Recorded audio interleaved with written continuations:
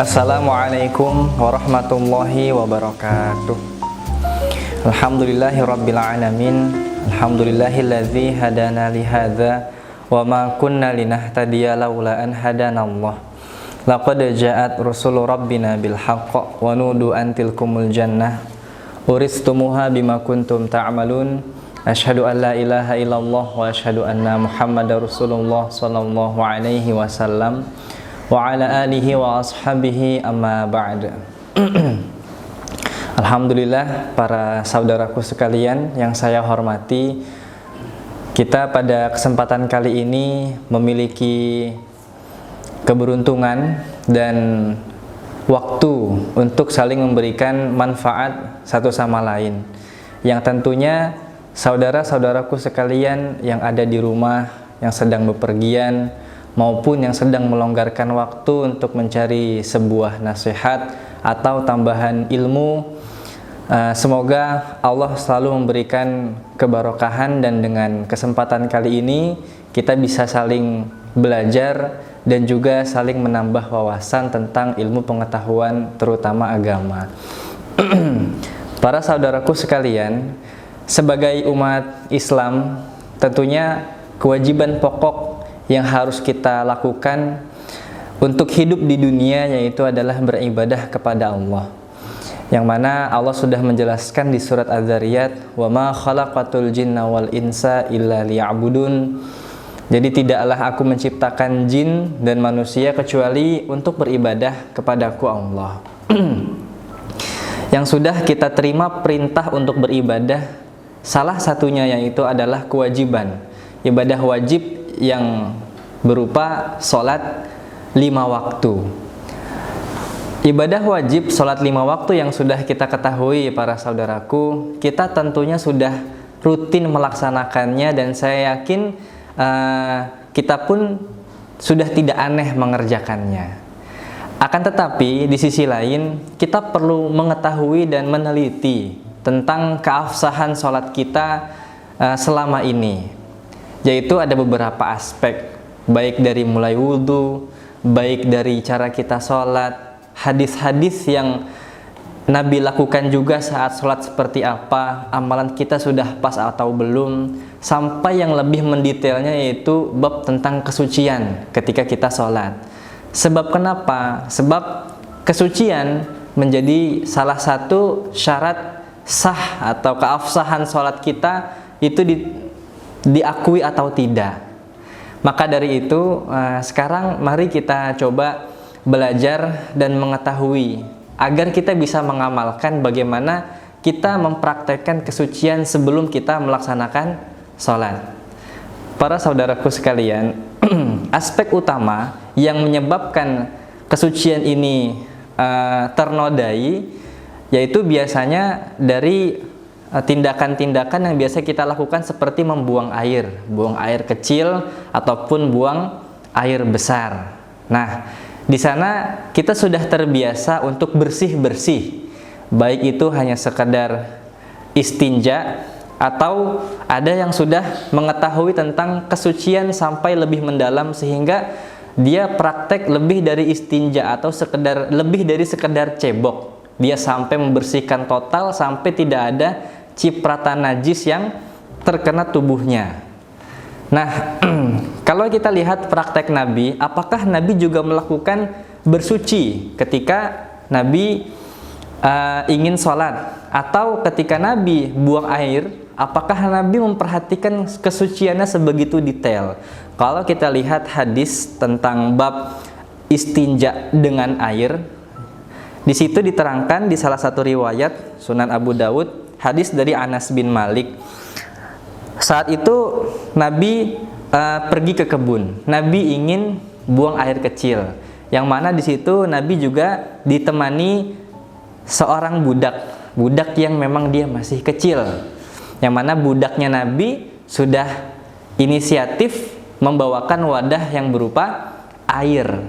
Wadah air ini disediakan di samping pohon bidara agak sedikit jauh, atau memang letaknya di dekat sekitar pohon bidara yang tempat Nabi melakukan buang air kecil tersebut.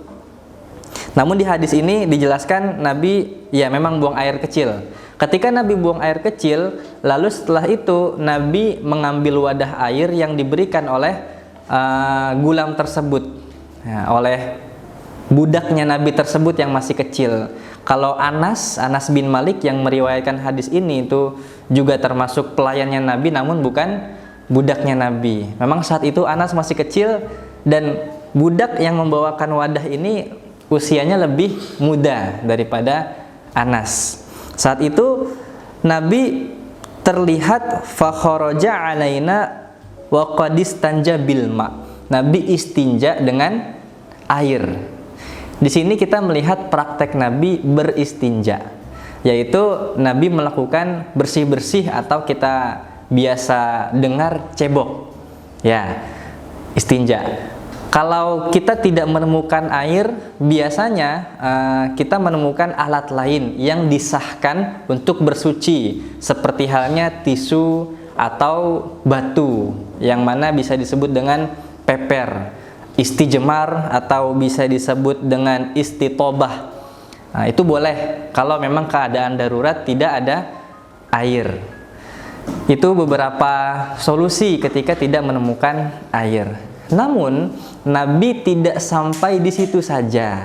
Ternyata Nabi pun praktek lebih dalam daripada sekedar istinja, yaitu Nabi praktek istinzah atau istibro. Nabi praktek seperti itu. Nah, kita lihat sebelum itu bagaimana tentang pemahaman kesucian. Sebenarnya berwudu sendiri itu artinya adalah suci. Namun wudu ini artinya suci dari hadas. Ya, wudu ini artinya suci, maksudnya suci dari hadas. Nah, keadaan berwudu berarti dia harus suci dari hadas-hadas kecil. Ya, tentunya hadas besar juga.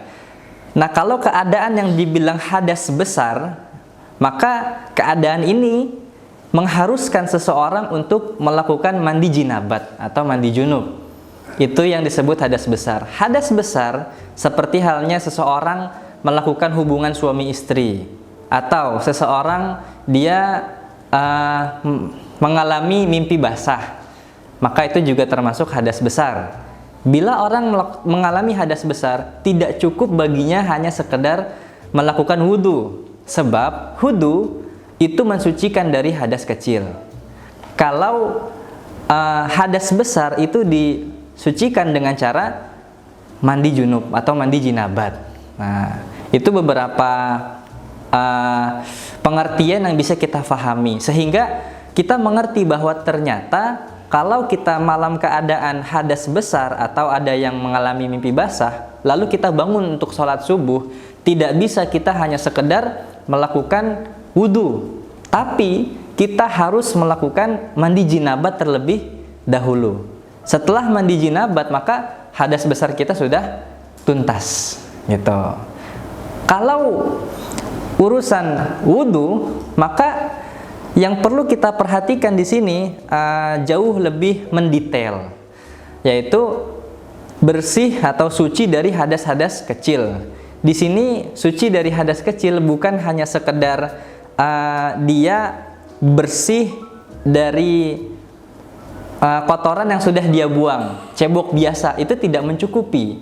Namun perlu diperhatikan tentang cipratan-cipratan kecil yang mengenai dirinya, cipratan hadas atau cipratan najis yang mengenai dirinya. Apakah kulit yang dialami itu atau kulitnya dia itu terkena najis atau tidak, itu harus dia pastikan.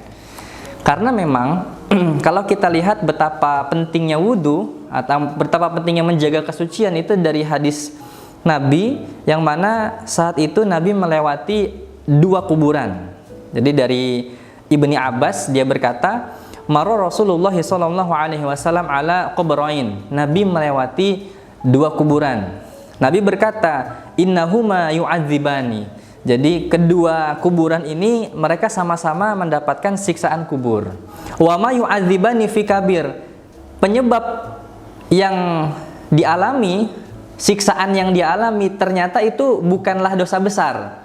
Jadi hal sepele, bukan dosa besar yang sudah jelas terlibat siksaan kubur, itu bukan. Namun hal sepele dan ternyata ini bisa menyebabkan siksa kubur. Nabi berkata setelah itu, amma hadza fakana la yastanzihu minal baul. Kuburan yang pertama yang terkena siksa itu sebabnya adalah dia tidak istinzah dari buang air kecil. Istinzah ini pengertiannya sama dengan istibra, yaitu lebih dari sekedar cebok. Setelah cebok, cebok itu istinja. Setelah cebok, dia melakukan istinzah. Istinzah adalah dia melakukan pensucian sampai dia sudah bisa memastikan tidak ada sepercik air pun yang mengenai kulitnya. Sampai seperti itu. Gitu. Itu ialah yang disebut istinzah. Dan ternyata istinzah inilah yang menyebabkan orang untuk mendapatkan siksa kubur bila disepelekan. Adapun kuburan yang selanjutnya, Nabi berkata bahwa yang satu lagi, wa amma hadza fakana yamshi bin namimah. Jadi yang satu lagi dia mendapatkan siksa kubur sebab dia melakukan adu domba. Nah, yang kita bahas adalah kuburan yang pertama yang Nabi sebut tentang orang tersebut tidak melakukan bersuci. Nah, biasanya para saudaraku sekalian, kita yang mungkin belum sedetail dan semutawari itu dalam menjalankan bab tentang kesucian, kita harus memahami ternyata ada salah satu penyebab siksaan kubur, yaitu kita tidak melakukan istinzah, yaitu bersuci yang lebih dari sekedar cebok. Biasanya kita merasa cukup bila mana kencing di toilet yang hanya sekedar kencingnya berdiri. Yang mana dengan kencing berdiri itu tidak menutup kemungkinan banyak cipratan yang mengenai pakaian kita. Dan pakaian yang kita gunakan tidak menutup kemungkinan tanpa kesadaran kita gunakan juga untuk sholat. Sementara sholat salah satu syarat keabsahannya adalah terhindar atau bebas dari cipratan-cipratan najis gitu, bebas dari hadas juga. Itu yang harus dijaga, baik dari dirinya suci, baik dari pakaian yang dia gunakan suci, baik juga tempat sholat yang dia gunakan itu harus keadaan suci, dipastikan tidak ada terkena najis. Nah, dengan begitu kita akan mendapatkan ketenangan hati tentang pertama, sholat kita sudah kita pastikan diterima dan tenang. Dan yang kedua, kita sudah bisa dipastikan terhindar dari azab kubur. Itu para saudaraku sekalian. Kalau dilihat apakah susah menjadi orang Islam yang sebegitu detailnya harus menjaga diri dari azab kubur? Jawabannya tidak susah. Kalau kita coba lihat kejadian orang zaman dahulu, yaitu orang Bani Israel, Nabi memberikan nasihat kepada para sahabatnya tentang bagaimana harus menjaga kesucian. Nabi berkata kepada para sahabat, alam ta'lamu ma laqiya sahibu Bani Israel. Kamu apakah enggak tahu sesuatu yang dijumpai atau yang dialami oleh para orang-orang Bani Israel, yaitu kanu idza asabahumul baul qata'u ma asabahul baul minhum fanahahum fa'udziba fi qabrihi. Jadi kalau orang Bani Israel zaman dahulu, ketika dia kencing dan ternyata air kencingnya itu mengenai pakaiannya, maka tidak berlaku yang namanya istinzah. Itu tidak berlaku, nggak bisa disucikan. Namun harus dipotong. Bila mana ujung pakaiannya terkena 2 cm, maka dipotonglah 2 cm atau bahkan lebih dari 2 cm. Kalau mana kulitnya itu terkena najis, maka kulit yang terkena cipratan air kencing itu juga harus dibuang juga, dipotong. Itu berat.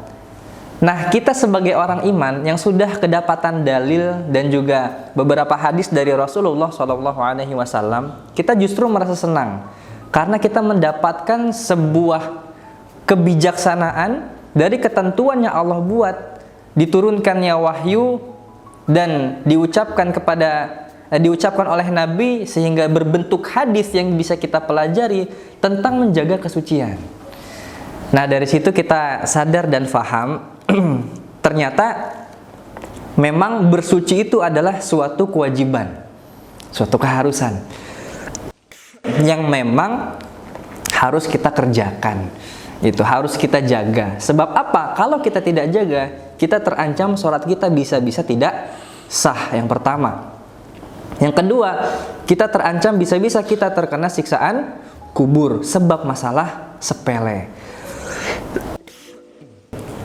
Kalau kita lihat sisi indah atau sisi menariknya, bagaimana Allah memberikan suatu apresiasi dan kemuliaan kepada orang-orang yang menjaga kesucian. Prakteknya adalah sama seperti sahabat yang bernama Bilal. Yang muazzinnya beliau adalah muazzinnya Nabi. Bilal ini dia punya kebiasaan menjaga kesucian. Yaitu dia punya kebiasaan tidak pernah terlepas dari wudunya. Setiap kali dia batal wudu, dia melakukan wudu kembali, dia bersuci, lalu dia melakukan sholat 2 rakaat. Saking seringnya melakukan amalan tersebut, sampai-sampai ketika Bilal masih hidup di dunia, sendalnya Bilal itu sudah terdengar oleh Nabi berada di surga. Sendalnya ada di surga, namun orangnya ada di dunia. Berarti sudah bisa dijamin orang yang bisa menjaga kesuciannya, termasuk melakukan amalan seperti Bilal, menjaga suci, menjaga wudhu, dia praktek 2 rakaat setelah wudhu, itu dijaga terus, maka itu bisa menjamin kita atau bisa mendaftarkan diri kita ke dalam orang-orang yang akan masuk ke dalam surga. Di sisi lain, para saudaraku sekalian, di surat At-Taubah ayat 108, di situ dijelaskan firman Allah tentang orang-orang yang menjaga kesucian, yaitu orang-orang yang berada di Quba, yang mana saat itu awal mula Nabi melakukan hijrah. Saat pertama kali Nabi ke Madinah, Nabi sholat di masjid tersebut, yaitu masjid itu bernama Quba, yang mana sudah Allah berikan spoiler atau Allah berikan sebuah tanda-tanda atau ciri-ciri bahwa orang-orang Quba itu adalah orang-orang yang bersuci, dan itu disebutkan di dalam Al-Quran surat At-Taubah ayat 108, yaitu fihi rijalun yuhibbuna ayyatatoharu. Jadi sampai-sampai penduduk Quba itu dispesialkan sama Allah, disebutkan di dalam Al-Quran. Kalau kita lihat banyak orang-orang yang atau sahabat yang disebutkan di dalam Al-Quran, atau para nabi dan juga para orang-orang solih yang disebutkan dalam Al-Quran, itu orang-orang yang hebat, orang-orang yang bisa kita jadikan sebagai uswatun hasanah, suri tauladan yang baik. Nah, mereka karena menjaga kesuciannya, maka mereka Allah muliakan dan Allah spesialkan, sampai Allah sebut golongan mereka berada di dalam Al-Quran surat At-Taubah ayat 108. Dan ternyata Nabi bersabda bahwa mereka yang membuat mereka disebutkan, dispesialkan di dalam Al-Quran, sebab kanu yastanjuna bilma fanazalat fihim hadhil ayah. Jadi mereka juga biasa bersuci, yang mana di sini mereka bersuci dengan air. Karena pada dasarnya saat itu orang-orang Arab zaman dahulu, karena sebelumnya sulit air itu sulit dicari, dan mereka terbiasa untuk melakukan istitobah atau istijmar, yaitu bersuci melakukan peper dengan batu. Nah, ketika mereka melakukan peper dengan batu, ketika air sudah mulai sering ditemukan, mereka tidak menggunakan air tapi malah justru tetap menggunakan batu. Nah, yang Allah spesialkan, Allah sebut sampai berada di dalam surga, atau Allah spesialkan rojul ini sampai masuk ke dalam pembahasan ayat di dalam Al-Quran, itu sebab rojul tersebut praktek bersuci. Yang seperti ini adalah bersuci dengan air. Nabi pun seperti itu, para saudaraku sekalian. Bila mana Nabi mendapatkan keadaan Nabi harus melakukan istitobah atau istijmar, peper dengan cebok dengan batu. Maka lain kesempatan ketika Nabi menemukan air, maka Nabi akan gunakan air untuk bersuci. Walaupun tadi Nabi udah melakukan peper. Jadi bisa kita praktekkan bila mana kita menjumpai keadaan darurat, kita harus peper, yaitu kita menggunakan tisu kalau yang saat ini kita fahami, yang lazim kita ketahui. Setelah kita menggunakan tisu dan dipastikan keadaan kering, maka ketika kita sampai di tempat tujuan dan di situ ada air, maka kita cebok kembali. Setelah kita cebok, kita pastikan tidak ada cipratan yang mengenai kaki kita, tidak ada cipratan najis yang mengenai tubuh kita. Kita sudah bersuci, cebok, istinja, dan juga kita sudah istinzah atau istibroh, sudah memastikan tidak ada cipratan air yang mengenai, cipratan air najis yang mengenai tubuh kita. Dengan begitu para saudaraku sekalian, kita hidup jauh lebih mutawari, hati kita jauh lebih tenang, kita bisa memastikan bahwa sholat kita sah, keabsahan sholat kita sudah jelas karena kita mengetahui tentang suci dan najis. Lalu juga kita sudah mengerti bahwa najis itu hal yang besar dan menyebabkan siksa kubur. Dengan dijaganya najis dari tubuh kita, kita sudah bisa melakukan tindakan preventif agar diri kita tidak tergolong orang yang disiksa seperti sabda Nabi yang sudah disebutkan sebelumnya. Semoga pertemuan kali ini membawa banyak manfaat untuk kita, menambah wawasan dan menjadikan diri kita jauh lebih mutawari, hati-hati dalam bertindak sehingga ibadah kita bisa jauh lebih baik dan jauh lebih sempurna. Cukup sekian, semoga bermanfaat. Akhir qauli hadza. Wassalamualaikum warahmatullahi wabarakatuh.